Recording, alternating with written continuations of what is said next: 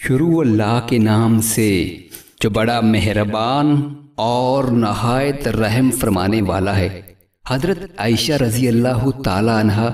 نبی صلی اللہ علیہ وآلہ وسلم سے بیان کرتی ہیں کہ آپ صلی اللہ علیہ وآلہ وسلم نے فرمایا،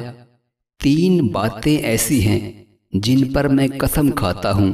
اللہ تعالیٰ اس شخص کو جس کا اسلام میں کوئی حصہ ہے اس آدمی کی طرح نہیں بنائے گا جس کا اسلام میں کوئی حصہ نہیں۔ اور اسلام کے تین حصے ہیں،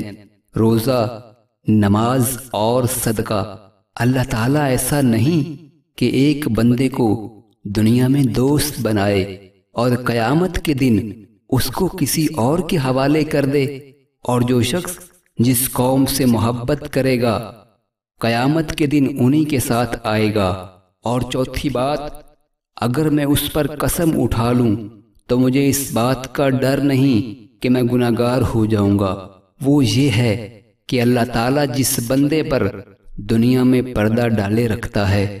تو قیامت کے دن بھی اس پر پردہ ڈالے گا۔ نبی کریم صلی اللہ علیہ وآلہ وسلم نے فرمایا، اے عبد الرحمن بن سمورہ، کبھی کسی حکومت کے عہدہ کی درخواست نہ کرنا، کیونکہ اگر تمہیں یہ مانگنے کے بعد ملے گا تو اللہ تعالیٰ اپنی مدد تجھ سے اٹھا لے گا، تو جان تیرا کام جانے۔ اور اگر وہ عہدہ تمہیں بغیر مانگے مل گیا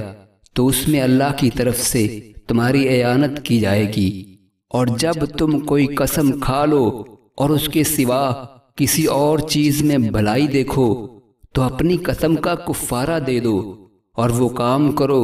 جو بھلائی کا ہو۔